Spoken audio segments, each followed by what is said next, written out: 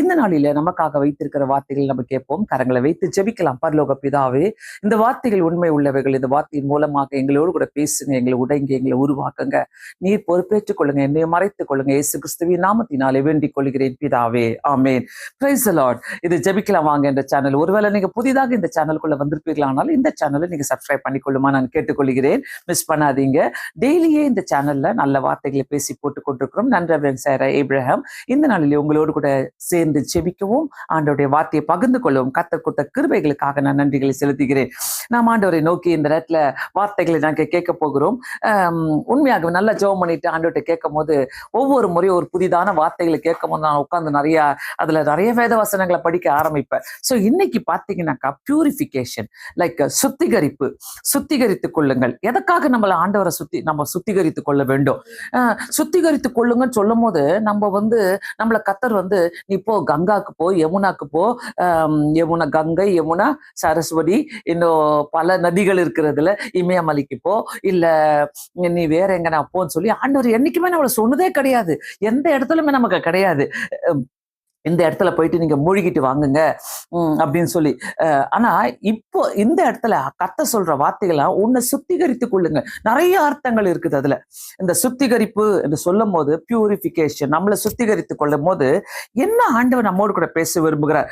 எதற்காக நான் சுத்திகரித்துக் கொள்ள வேண்டும்? ஆண்டவருடைய சந்நிதியில நம்ம வரணும்னாக்கா, கண்டிப்பாக நெருங்கி வரணும்னாக்கா தினமும் நாம் நம்மை சுத்திகரித்துக் கொள்ள வேண்டும். ஒரு பெரிய பிரைம் மினிஸ்டரையோ பிரசிடென்ட்டையோ நம்ம பார்க்க போறோம், ஒரு பெரிய ஆளை பார்க்க போறோம்னு வச்சுக்கோங்களேன். எப்படி போவோம்? நல்ல டிப்டாப்பா குளிச்சுட்டு, காலையிலேயே குளிச்சுட்டேன் அப்படி சொல்லுவோம்ல, காலையிலேயே குளிச்சுட்டேன், நல்லா சுத்தமா சென்டெல்லாம் அடிச்சுக்கிட்டு அப்படிதான் நம்ம போவோம். ஒரு வெளிப்பிரகாரமான ஒரு வித்தியாசமான சுத்திகரிப்புகளை நம்ம மேல போட்டுக்கொண்டு நம்ம போவோம்.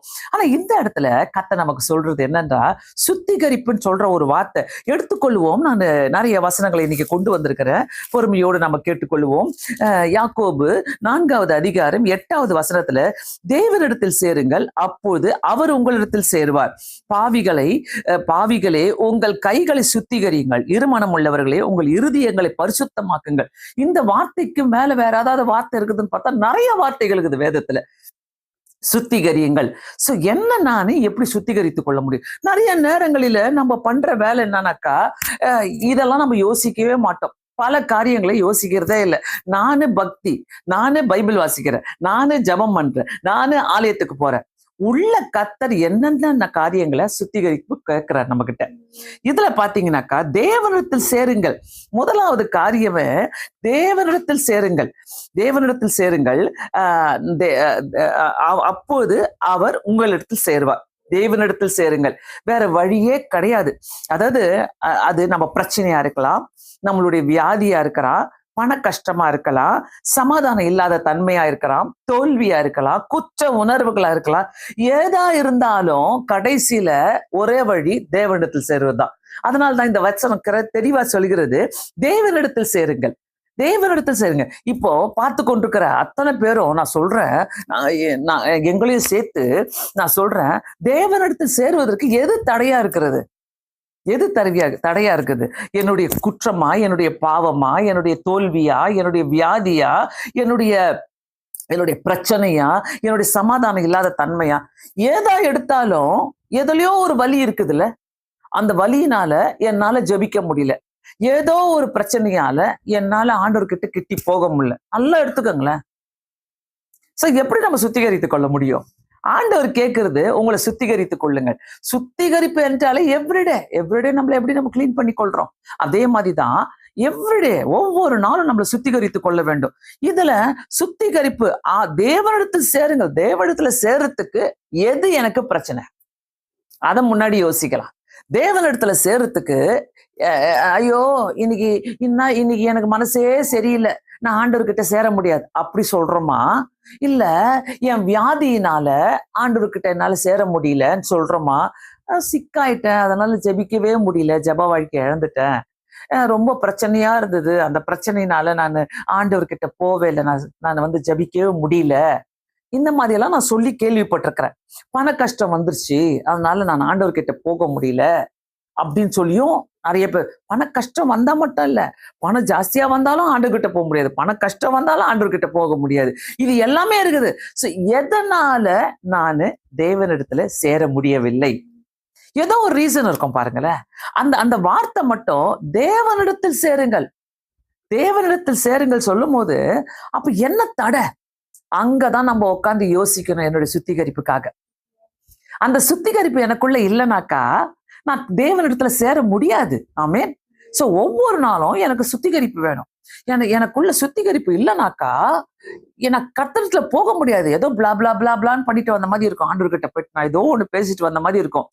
அது வானத்துக்கும் ஏறாது, பூமிக்கும் அது போவாது. நான் சொல்லுவேன்ல, வான மண்டலங்களில் இருக்கிற சத்ருவின் சேனையை அடக்கி போடுங்க ஆண்டவரே, அதை கட்டி போடு. ஏன்னா வான மண்டலத்துல பாத்தீங்கன்னா ஒரு சேனை சுத்திக்கிட்டே இருக்குது. அது என்ன பண்ணும்? ஓ, நீ இந்த ஜப குறிப்பு அனுப்புறியா? இல்ல இது ஏன் கண்ட்ரோல்ல தான் இருக்குது, நான் அமுத்திடுறேன் அந்த ஜப குறிப்பை, நான் அனுப்ப மாட்டேன் மேலன்ட்டு ஃபைட் பண்ணிட்டு இருப்பாங்க. இந்த வான மண்டலத்துல சேனைகள்லாம், சத்ருவின் சேனைகள்லாம். சோ அந்த சத்ருவின் சேனையை அடக்கி போட்டு, அதை அடக்கி போடுறது மட்டும் இல்ல, நான் தேவனிடத்துல சேர்றதுக்கு எந்த தடை? அந்த சத்துருக்கு புரியும், நீ இதுல வீக்கா இருக்கிற, அதனால நான் உன் ஜப குறிப்பை நான் மேல அனுப்ப முடியாது, நீ சும்மாதான் ஆண்டவர்கிட்ட பேச வந்த. நல்லா தெளிவா புரிஞ்சுக்கங்க, ஆவியானவர் நம்மோடு கூட பேசி கொண்டிருக்கிற. அதாவது நான் இந்த விதத்துல ஆண்டவரே, நான் என்னை எப்படி நான் சுத்திகரித்துக் கொள்றேன், நான் என்ன பண்ணணும் ஆண்டவரே, எனக்கு தெளிவா காட்டுங்க. எந்த இடத்துல உட்கார்ந்து எப்படி நம்ம கேட்கிறோம்? என் சமாதான குறைவுக்கு என்ன ஆண்டவரை காணணும்? ஏன் ஆண்டவரே நான் உங்ககிட்ட வந்து ஜெபிக்க முடியல? ஜெபிக்க முடியாம இருக்கிறதே ஒரு சுத்திகரிப்பு இல்லாத தன்மை. என்னால பைபிளை வாசிக்க முடியல, ஒரு 10 வசனம் வாசிச்சுட்டு என்னால முடியல, நான் மூடிடுறேன்னு சொல்றீங்களா?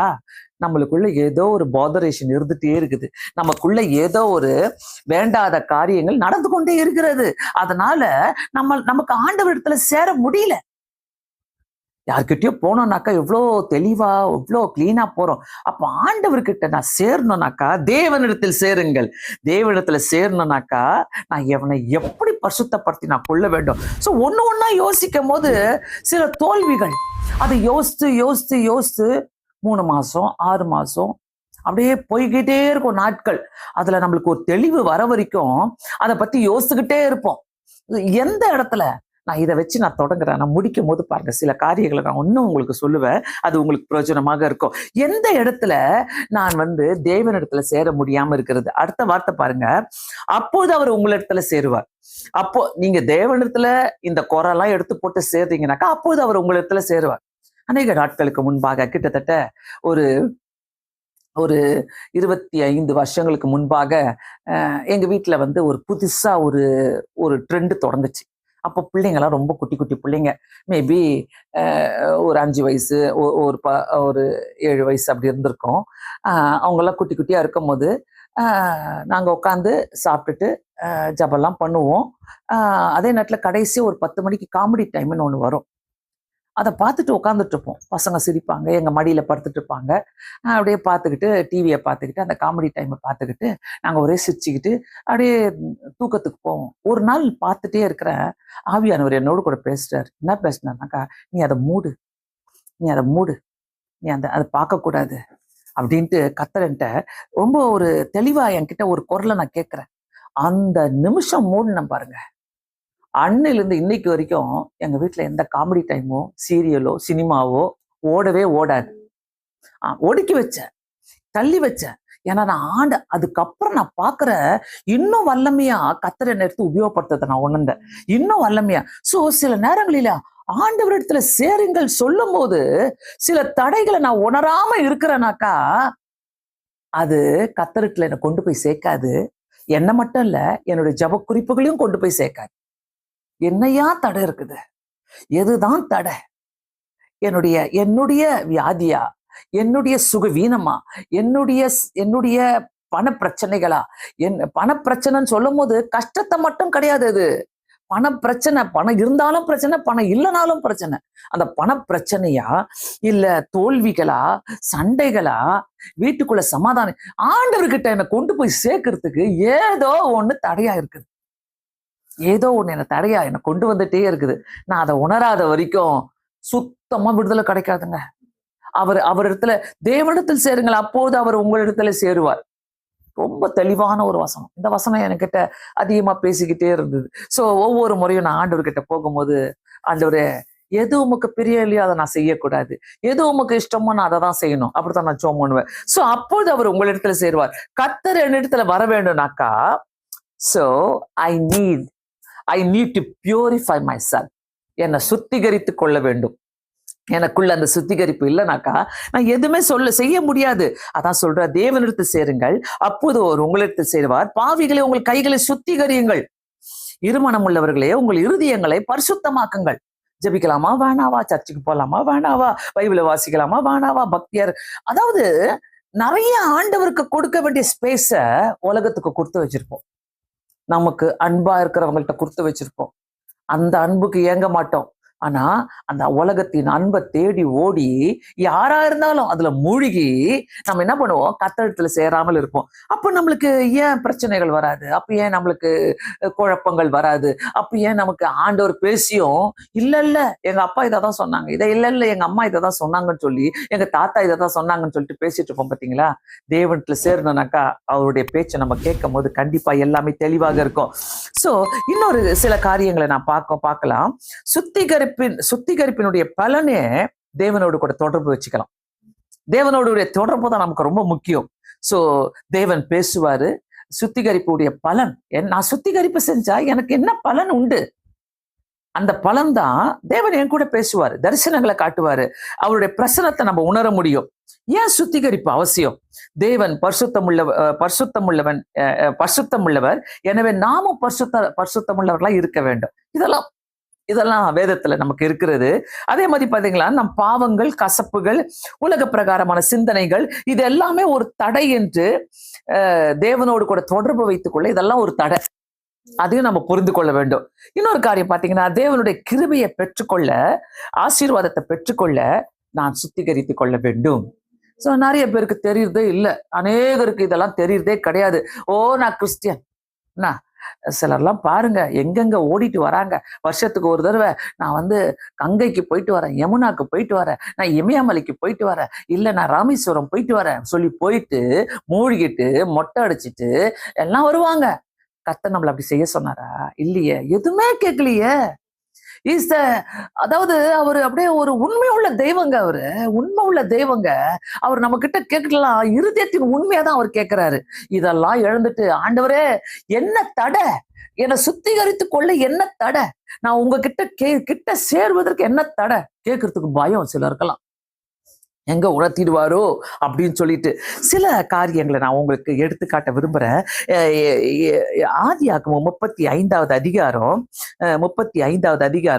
1-2 வசனங்கள்.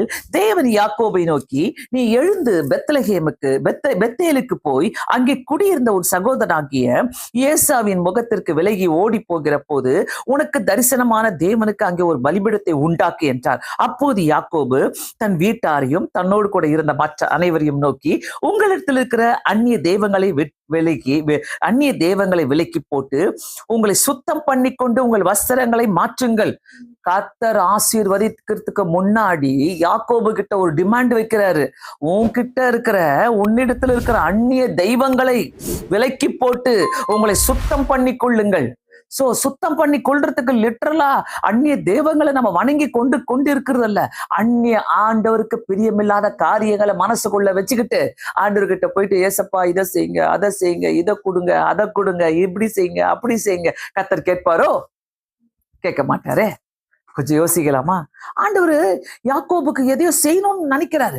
ஆண்டவர் யாக்கோபுடைய வாழ்க்கையில நீ திணறி போய் கிடக்கிற, ஏசாக்கு பயந்து போய் கிடக்கிற, உன்னுடைய வாழ்க்கையில எல்லாத்தையுமே நீ இழந்து போய் கிடக்கிற, உன்னை ரெட்டத்தனியாக நான் ஆசீர்வதிக்கணும்னாக்கா நீ அந்நிய தெய்வங்களை விலக்கி போட்டு உங்களை சுத்தம் பண்ணி கொண்டு கேட்டாருங்க. ஆண்டவர் டிமாண்ட் பண்ணாருங்க. ஆண்டவரை நேசிக்கிறவங்களை கர்த்தர் டிமாண்ட் பண்ணுவாரு. ஆண்டவரை நேசிக்கிறவங்ககிட்ட கர்த்தர் பேசுவாரு. இந்த காரியங்களை நீ விட்டு விலகி வா, இப்படிப்பட்ட காரியங்களை நீ விட்டு விலகி வா சொல்லும் போது கண்டிப்பா நம்ம விலகி வந்தே ஆக வேண்டுங்க. வேற வழியே கிடையாது. யாக்கோபுக்கு சொல்லும் போது அந்நிய தெய்வங்களை விட்டு விலகி செல்ல, சில காரியங்களை நம்ம விட்டு விலகணும். அது என்னவா இருந்தாலும் சரி.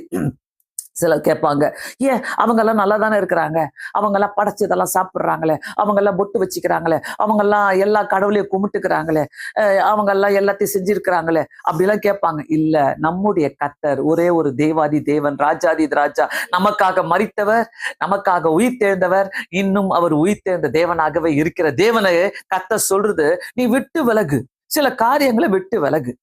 நானு மாதா சர்ச்சுக்கு போனேங்க, அங்க கயிறு கொடுத்தாங்க, அங்க கட்டிக்கினேன். அவங்களுக்கு உனக்கும் என்ன வித்தியாசம்? நானு அங்க போனேன், இங்க போனேன், நான் இதை கட்டிக்கினேன். அதெல்லாம் கர்த்தர் கேட்டாரா? எந்த இடத்துல கேட்கிறாரு கர்த்தரு?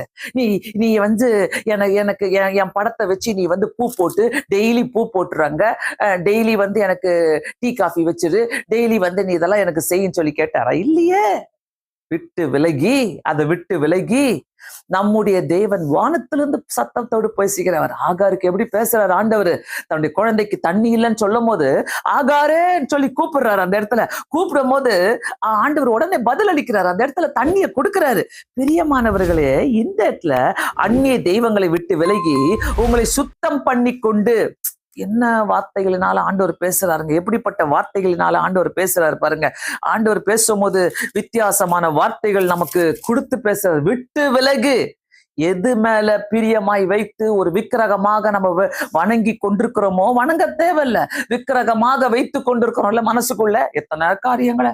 ஆண்டவரே, இவங்க எனக்கு அப்படியே, இவங்களை விட்டா இவங்களுக்கு அப்புறம் தான் இயேசு, இவங்களுக்கு அப்புறம் தான் எல்லாமே, இவங்களுக்கு அப்புறம் தான். எதை விக்கிரகமா வைத்துக் கொண்டிருக்கிறோம்? எந்த காரியங்களை விக்கிரகமா வைத்துக் கொண்டிருக்கிறோம்? நம்முடைய பிள்ளைகளையா, கணவனையா, மனைவியா, யார? அம்மா அப்பாவையா? அம்மா அப்பா துணைன்னு சொல்லிட்டு போடுவாங்க பார்த்தீங்களா? கடவுள் துணை இருந்தா மட்டும்தாங்க இந்த உலகத்துல எல்லாமே நல்லா நடக்கும். கடவுள் துணை இல்லைனாக்கா நான் எதுவுமே செய்ய முடியாது. பிரியமானவர்களே, விட்டு விலகி, விட்டு விலகி, எப்படிப்பட்ட விக்கிரகங்களாக இருந்தாலும் அதை விட்டு விலகணும். நான் விலகி வந்ததான் எனக்கு ஆசீர்வாதங்கள். அதே மாதிரி எஸ்ரா 6வது அதிகாரம் 19 இருந்து 22 வசனங்கள் ரொம்ப நல்லா இருந்துச்சு நான் படிக்கும் போது.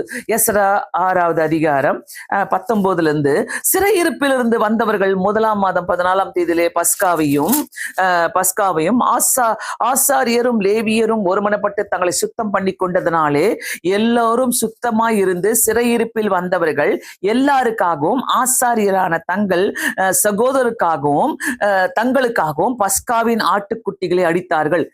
இருப்புல வந்த பிறகுதான் அவங்க சுத்தம் பண்ணி கொண்டு, சிறையிருப்பிலிருந்து வந்தவர்கள் சுத்தம் பண்ணி கொண்டு தங்களுக்காக பஸ்காவில ஆடுகளை அடித்தார்களாம். சிறையிருப்பிலிருந்து வந்தவர்கள், ஓல்ட் டெஸ்ட்மெண்ட்ல சொல்றது சிறையிருப்பிலிருந்து வந்தவர்கள், அடிமைதனத்திலிருந்து வந்தவர்கள். நம்மளுடைய நியூ டெஸ்ட்மெண்ட்ல இன்னைக்கு சொல்லப்படுகிறது என்னன்னாக்கா, நான் பாவத்தின் சிறையிருப்பிலிருந்து வெளியே வந்து, பாவத்தின் சிறையிருப்பிலிருந்து நான் வெளியே வந்தாதான் என்னை சுத்திகரித்து கொள்ள முடியும். சோ அடுத்த வசனம் வாசிங்க. அப்படியே சிறையிருப்பிலிருந்து திரும்பி வந்த இஸ்ரவேல் புத்திரரும் இஸ்ரவேலின் தேவனாகிய கர்த்தரை நாடும்படி, நல்லா தெரிஞ்சுக்கங்க, எவ்வளவு ஒரு அருமையான வசனம் பாருங்க. இதை படிக்கும் போது அந்த ஜனங்க சிறையிருப்பிலிருந்து வெளியே வந்துட்டு இஸ்ரவேலின் தேவனை கர்த்தரை நாடும்படி, அவர் நாடும்படியாக சிறையிருப்புல இருந்து வந்த உடனே, யார் அந்த இஸ்ரவேலின் தேவன்? நாங்க இவ்வளவு கஷ்டப்பட்டோமே இந்த சிறையிருப்புல, இவ்வளவு அடிமைத்தனத்துல நாங்க கஷ்டப்பட்டோமே, இப்படி இருந்தோமே. இஸ்ரவேல் ஜனங்க சொல்றாங்க, அந்த இஸ்ரவேலின் தேவனாகிய கர்த்தரை நாடும்படி பூலோக ஜாதிகளின் அசுத்தத்தை விட்டு. அப்பா, இந்த வார்த்தைகள் எல்லாம் வாசிக்கும் போது ஆண்டவரே, எவ்வளோ அழகாக இந்த வேதத்துல எல்லாத்தையும் நீங்க கொடுத்துருக்கிறீங்க, அத்தனை அட்வைஸையும் நீங்க எங்களுக்கு கொடுத்துருக்கிறீங்களே நான் நினைச்சுக்கிட்டேன். நல்லா பாருங்க, இந்த இடத்துல அந்த வசனத்தை தயவு செய்து மார்க் பண்ணிக்கொள்ளுங்க. தேவனாகிய இஸ்ரவேலின் தேவனாகிய கர்த்தரை நாடும்படி பூலோக ஜாதிகளின் அசுத்தத்தை விட்டு, பூலோக ஜாதிகளின் அசுத்தத்தை விட்டு, இந்த உலகத்துல நடக்கிற ஒவ்வொரு அசுத்தத்தை விட்டு கர்த்தர் வெளியே வர சொல்றாரு. ஆமென். கர்த்தர் நம்மளை விட்டு எல்லா அசுத்தத்தையும் எல்லாத்தையும் விட்டு வர சொல்றாரு. அது நிறைய பேருக்கு பிடிக்காது. இன்னைக்கு நிறைய பேருக்கு பரிசுத்தமா இருக்க பிடிக்காது. அந்த அசுத்தத்திலேயே நாங்க இருந்துக்கிறோம், அப்படியே நாங்க இருந்திருக்கிறோம். ரொம்ப ஜப வாழ்க்கைலாம் வேணாம், ரொம்ப பக்தியெல்லாம் வேணாம். நிறைய குடும்பத்துல பேசுவாங்க, இப்படி ரொம்பலாம் வச்சுக்க வேண்டாம். ரொம்ப ஆலயத்துக்கு போறோமா, வரோமா, சும்மா பைபிளை வாசிக்கிறோமா, வீட்டுக்குள்ள ஏதோ ஜெபம் பண்றோமா, போதும். ஏதோ அப்படியே இந்த தொட்டாசி நீங்க மாதிரி நம்ம இருந்துக்கலாம், அவ்வளவுதான். ஆனா ரொம்பலாம் வச்சுக்க வேணாம். ஆனா கர்த்தர் இங்க என்ன சொல்றாரு, பூலோக ஜாதிகளின் அசுத்தத்தை விட்டு விலகி, அசுத்தத்தை விட்டு விலகுன்றாரு. பூலோக ஜாதிகளின் அசுத்தத்தை, நீ வாட் எவர் நீங்க யூ நேம் இட், என்னென்னலாம் நீங்க சொல்றீங்களோ அந்த அசுத்தத்துல நான் இருக்கிறேன் ஆண்டவர். என்ன அசுத்தங்க? கடன்கார பாவிங்க இப்பெல்லாம் பாத்தீங்கன்னா என்ன சொல்றாங்க, ஐயோ உங்களுக்கு இதை நான் இந்த இந்த இந்த இந்த என்னது கார்டை நாங்க கொடுக்குறோம், டெபிட் கார்டை கொடுக்குறோம், அந்த கார்டு உங்களுக்கு ஃப்ரீயா வந்துடுச்சு, ஏன்னா இந்த கார்டை கொடுக்குறோம், அந்த கார்டை கொடுக்குறோம், நீங்க லோன் வாங்கிக்கலாம், நீங்க லோனை அப்படியே இழுச்சுக்கிட்டு போவாங்க லோன் வாங்குறதுக்கு. அதே நேரத்துல இஎம்ஐ போடுவாங்க, அது இஎம்ஐல போனீங்கன்னாக்கா அது இழுத்துக்கிட்டே போவோம், கடன் கட்டவே முடியாது. அதுலெல்லாம் மாட்டிக்கிட்டு, இதுதான் பூலோகத்து ஜாதிகளின் அசுத்தத்தை விட்டு எவ்வளவு மாட்டிக்கிட்டு முழிக்கிறாங்கல்ல. அப்புறமா ப்ரேயர் பாயிண்ட் போடுவாங்க, அதிகமா கடன் பிரச்சனை இருக்கிறது ஜெபிக்கவும். இந்த கடன் பிரச்சனையில உன்னை போய் யார் மாட்டிக்க சொல்றா? தெரியும் இஎம்ஐ கட்ட முடியாதுன்னு தெரியும், அந்த அளவுக்கு வருமானம் வராதுன்னு தெரியும், இஎம்ஐ கட்ட முடியும்னு தெரிஞ்சா கூட எதுக்காக நான் போயிட்டு இஎம்ஐல விழணும்? இஎம்ஐ இழுத்துக்கிட்டே போவோம், உங்களை இழுத்து சாவடிக்கும். அது கடன் பிரச்சனையே சாகடிக்கும். ரீசெண்டா ஒரு செய்தியை நான் கேட்கும் போது, அவர் கடன் அதிகம் மனைவி சொன்னாங்கன்னு சொல்லிட்டு இது வேணும், அதை வாங்கிடலாம், மனைவி பேச்சை கேட்டு நிறைய கடன் வாங்க ஆரம்பிச்சாராம். கடைசியில் அந்த கடனை கட்ட முடியல. கடைசியில போட்டு மனைவியை போட்டு கொலை பண்ணி சாவடிக்கிறாரு. யாரு எங்க கடன் வாங்கினாரோ அவங்க கிட்ட எல்லாம் போய் சண்டை போடுறாரு, தானும் கொலை பண்ணிக்கிட்டாரு, பிள்ளைங்களை சாகடிச்சாரு. தேவையா? அதுக்குதான் இங்க பாருங்க, ரொம்ப அழகான ஒரு வசனம். பூலோக ஜாதிகளின் அசுத்தத்தை விட்டு, பூலோக ஜாதிகளின் அசுத்தத்தை விட்டு, என்னென்னலாம் நமக்கு இந்த வேதத்துல நோ சொல்லுதோ அதை செய்வோம், கண்டிப்பா செய்வோம். நிறைய பேருக்கு இது தெரியாம இருக்கிறது பிரியமானவர்களே, நிறைய பேருக்கு புரியாம இருக்கிறது. வீட்டுக்குள்ள சண்டை, வீட்டுக்குள்ள குழந்தை இல்லை, வீட்டுக்குள்ள டிவோர்ஸ், எடுத்த உடனே டிவோர்ஸ், எடுத்த உடனே டௌரிய கொடு, எடுத்த உடனே நீ இதெல்லாம் கொடு. பூலோக அசுத்தத்தை விட்டு விலகுன்றார் ஆண்டவர். பூலோக அசுத்தத்தை விட்டு விலகு, அவர்கள் அண்டையிலே பாருங்க, பூலோக ஜாதிகளின் அசுத்தத்தை விட்டு அவர்கள் அடியில சேர்ந்த அனைவரும் அதை புசித்து புளிப்பில்லாத அப்ப பண்டிகையை 7 நாள் சந்தோஷத்துடனே ஆசரித்தார்கள். கர்த்தர் அவளை மகிழ்ச்சியாக்கி, நம்ம விட்டுட்டு வரும்போது கர்த்தர் முதலாவது செய்கிறது நம்மளை மகிழ்ச்சியாக்குவாரு. நீ எனக்காக விட்டுட்டு வந்தல்ல, சிறை இருப்புல இருந்து நம்ம வெளியே வரும்போது மகிழ்ச்சியாக வர முடியும். சிறை இருப்புல இருந்து நம்ம வெளியே வரும்போது, சிறை இருப்புனா என்னது? ஏதோ ஒரு அடிமைத்தனத்துல இருந்த, குடி என்ற அடிமைத்தனத்துல இருந்தேன் நான், கஞ்சா என்ற அடிமைத்தனத்துல இருந்தேன் நான், லோன் வாங்கணும் என்ற ஒரு அடிமைத்தனத்துல இருந்தேன், கோபம் என்ற ஒரு அடிமைத்தனத்துல இருந்தேன், எரிச்சல் என்ற ஒரு அடிமைத்தனத்துல இருந்தேன். இதெல்லாம் நான் விட்டு விலகி வந்த உடனே கர்த்தர் என்னை மகிழ்ச்சியாக்கி அவர்கள் கைகளை இஸ்ரவேலின் தேவன் என்றும் தேவனுடைய ஆலயத்தில் வேலைகளை பலப்படுத்துவார்களாக. கர்த்தர் சொல்றாரு, உங்க கரங்களை நான் பலப்படுத்துவேன். சோ நிறைய நன்மைகள் உண்டு. தானியேல் 12வது அதிகாரம், தானியேல் எடுத்துக்கொள்வோம். 12வது அதிகாரத்துல 12வது அதிகாரம் 10வது வசனத்துல பாத்தீங்கன்னாக்கா, இன்னும் ஒரு அழகான ஒரு வசனம். தானியேல் 12:10, அநேக சுத்தமும் வெண்மையமாக்கப்பட்டு புடமிடப்பட்டவர்களாய் விளங்குவார்கள். துன்மார்க்கரோ துன்மார்க்கமாய் நடப்பார்கள். துன்மார்க்களில் ஒருவனும் உணரான், ஞானவான்களோ உணர்ந்து கொள்வார்கள். இன்னும் அருமையான ஒரு வசனம் பாருங்களேன். எவ்வளவு சொன்னாலும் என்ன பண்ணாலும் துன்மார்க்கனுக்கு புரியவே புரியாது. நீ ஏன் அசுத்தத்துல இருக்கிற, நீ ஏன் இதையே நினைச்சிட்டு இருக்கிற, நீ ஏன் இப்படி பண்ணிட்டு இருக்கிற, நீ ஏன் இப்படி வாழ்ந்துட்டு இருக்கிற? பிரியமானவர்களே, கொஞ்சம் யோசிக்கலாமா? இந்த உலகத்துல நம்ம எல்லாரும் எப்படி நேசிக்கிறோம், எப்படி நம்ம வாழ்ந்து கொண்டிருக்கிறோம்? இவங்களுக்கு ஒரு ஸ்டேட்டஸ், அவங்களுக்கு ஒரு ஸ்டேட்டஸ், இவங்களை இப்படி பாக்குறது, அவங்களை இப்படி பாக்குறது, இவங்களை தாழ்வா பாக்குறது, அவங்களை மேல பாக்குறது, இவங்க கூட நான் பேச மாட்டேன், அவங்க கூட நான் பேச மாட்டேன், ஆலயத்துல நான் இவங்க கூட உட்கார மாட்டேன், ஒன்னா அந்த சைட்ல போய் நான் உட்கார மாட்டேன். இதெல்லாம் பேசிக்கிட்டு நம்ம வாழ்ந்துட்டு இருக்கிறோமே. இங்க என்ன சொல்றாரு? அநேக சுத்தமும் வெண்மையுமாக்கப்பட்டு புடமிடப்பட்டவர்களாய் விளங்குவார்கள். நம்ம ஆண்டவருடைய சன்னிதானத்துல வரோம்னாக்கா, புடமிடப்பட்டவர்களாய் விளங்கணும்னாக்கா ஆண்டவருக்கு சரண்டர் பண்ணணும். நம்முடைய வாழ்க்கையை ஆண்டவருக்கு நம்ம சரண்டர் பண்ணி வாழும்போது கண்டிப்பாக புடமிடப்பட்டவர்களாக கர்த்தர் நம்மளை கொண்டு வருகிற தேவனாய் இருக்கிறார். அடுத்தது பாருங்க, அந்த வசனத்துல துன்மார்க்கரோ துன்மார்க்கமாய் நடப்பார்கள். கண்டிப்பா மாத்தவே முடியாது. துன்மார்க்கனை மாத்தவே முடியாது. நம்ம போய் சொல்லி மாத்தணும்னு நினைச்சா கூட அவங்க வாழ்க்கையில அவங்கள நம்ம மாத்தவே முடியாது. அவங்க அதே துன்மார்க்கத்துலதான் நடந்துட்டே இருப்பாங்க. நிறைய பேருக்கு நல்லா ஜெபிக்கணும் ஆசை வராது. அதே நான் இப்படியே இருக்கேன், நான் இப்படியே நான் இருந்துக்கிறேன், இப்படியே போறேன், என்னுடைய சுய பலத்தால நான் எல்லாத்தையும் ஜெயிக்க முடியும்ன்ற துன்மார்க்கர் பேசுவாங்க. அப்படித்தான் பேசுவாங்க. நான் ஜெயிச்சிருவேன், நான் செஞ்சிருவேன், நான் பண்ணிடுவேன். ஆனா இங்க ஆண்டவர் என்ன சொல்றாரு? துன்மார்க்கரோ துன்மார்க்கமாய் நடப்பார்கள், துன்மார்க்கரில் ஒருவனும் உணர மாட்டாங்க. முதலாவது காரியம், உணர மாட்டாங்க. தெய்வ பக்திக்குள்ள இருக்கிறவங்க தான் இந்த வசனங்களை பத்தி பேசும்போது உணர்வாங்க. துன்மார்க்கர் உணர மாட்டாங்க. ஆண்டவருக்குள்ள பக்தியா இல்லாதவங்களுக்கு இந்த வசனங்கள் கிரிய செய்யாது. உணர மாட்டாங்க. உணரான் தெளிவா இருக்கிறது. ஞானவான்களோ உணர்ந்து கொள்வார்கள். ஆமென், ஹல்லேலூயா. உண்மையாவே நான் இந்த வசனத்தை படிக்கும்போது எனக்கு ரொம்ப சந்தோஷமா இருந்துச்சு. ஆண்டவரை சுத்திகரித்துக் கொள்வதற்கு எத்தனை வார்த்தைகளை நீர் எங்களுக்காக வைத்திருக்கிறப்பா. தீத்து 2வது அதிகாரம் 14வது வசனத்துல, அவர் நம்மை சகல அக்கிரமங்கள் என்று மீட்டுக் கொண்டு, ஆண்டவர் பாருங்க எப்பொழுதுமே சகல அக்கிரமங்களிலிருந்து நம்மளை மீட்டுக் கொள்கிற தேவன். மறக்காதீங்க, அக்கிரமத்திலிருந்து நம்மளை மீட்டு கொண்டாரு, சும்மா கிடையாது. ஐயோ ஆண்டவரே, கேன்சர் வியாதியிலிருந்து என்னை மீட்டுக் கொள்ளுங்க, இப்படிப்பட்ட வியாதியிலிருந்து என்னை மீட்டுக் கொள்ளுங்க, அந்த வியாதியிலிருந்து என்னை மீட்டுக் கொள்ளுங்க, ஆண்டவரே இந்த சாவுக்கு ஏதுவான வியாதிகள் இடத்துல வரும்போது என்னை மீட்டுக் கொள்ளுங்க. நம்ம ஜெபம் பண்றோம்ல, ஆண்டவர் நம்மளை அக்கிரமத்திலிருந்து மீட்டு கொண்டாருங்க. இல்லமா நாங்க அக்கிரமக்காரரா இருந்திருப்போம், நம்ம துன்மார்க்கரமா இருந்திருப்போம், பாவத்திலே போய். இன்னைக்கு பாவம் செய்யறவங்களுக்கு அது பாவமான்னு சொல்லி கூட தெரியல. இதெல்லாம் பாவமா அப்படின்னு கேட்பாங்களே, இதெல்லாம் பாவமா? இதெல்லாம் ஒண்ணும் பாவம் இல்லையே, இப்படிலாம் ஒண்ணும் பாவம் கிடையாது அப்படின்னு பேசுவாங்க.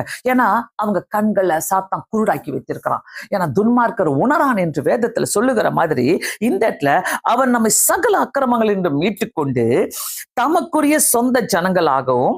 முதலாவது காரியம், ஆண்டவரை நம்மளை விட்டு விலகி, அக்கிரமத்தை விட்டு விலகி கொண்டு வரும்போது நமக்கு அவர் நம்மளை என்ன பண்றாரு? சொந்த ஜனமா ஏற்றுக்கொள்றார். அவருடைய சொந்த ஜனமா ஏற்றுக்கொள்கிறார்.